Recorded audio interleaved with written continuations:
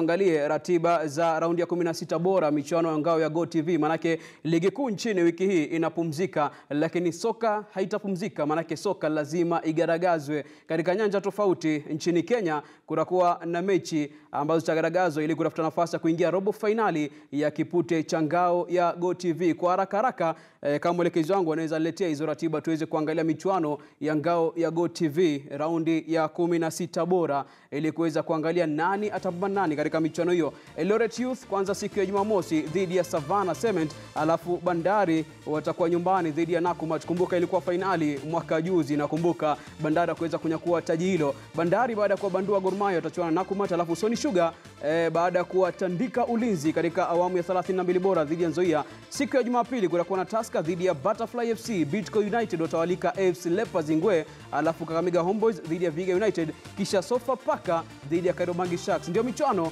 ya raundi ya 16 bora ngao ya GOtv, mtazamaji.